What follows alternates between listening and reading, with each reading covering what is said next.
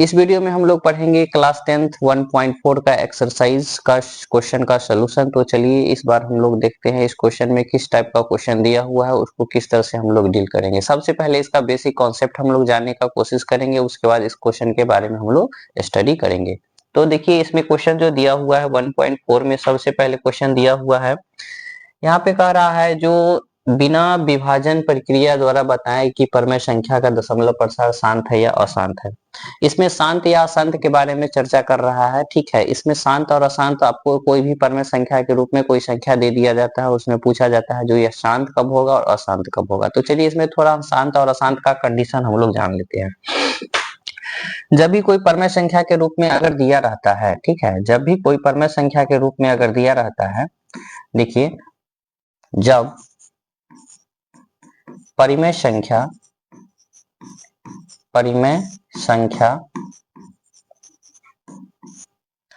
का रूप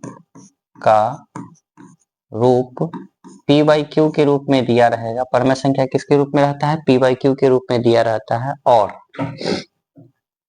p by Q के रूप का हो तथा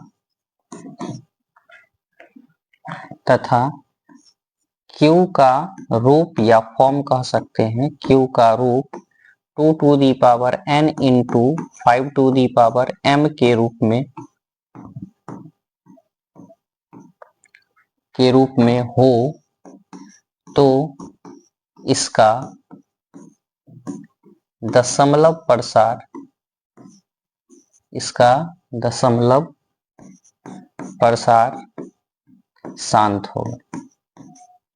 शांत होगा। ठीक है, उसके बाद इसमें देखिए दूसरा जो है कहता है यदि परिमेय संख्या, यानी आपको परिमेय संख्या रूप में क्वेश्चन दिया रहेगा, परिमेय संख्या p बाई क्यू के रूप में दिया रहेगा। ठीक है, p बाई क्यू के रूप में हो, इतना के संख्या इतना के रूप में हो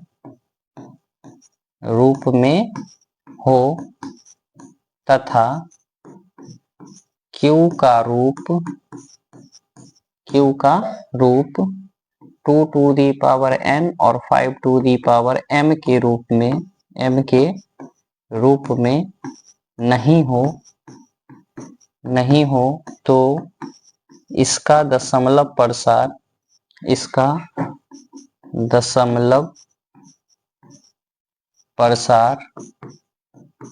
अशांत होता है। क्या होता है?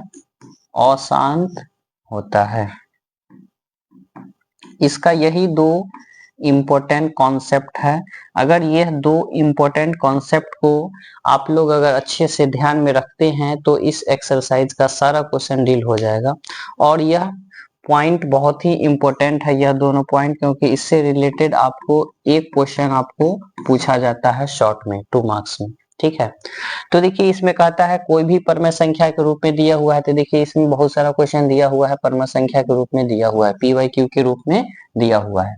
कहता है जो भी संख्या p बाई क्यू के रूप में हो उसको क्या करना है, जो q के फॉर्म में जो भी संख्या है उसको क्या करना है, फैक्टर तोड़ना है। फैक्टर तोड़ने के बाद उस फैक्टर में क्या शामिल होना चाहिए, तो 2 और 5 शामिल होना चाहिए।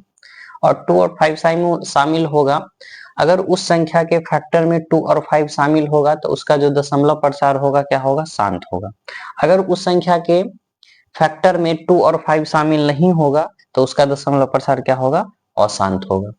तो यह दोनों पॉइंट बहुत ही इंपॉर्टेंट है बच्चे के लिए। यह दोनों पॉइंट सभी बच्चे क्या करेंगे, ध्यान रखेंगे। और इससे रिलेटेड अब क्वेश्चन हम लोग देखते हैं।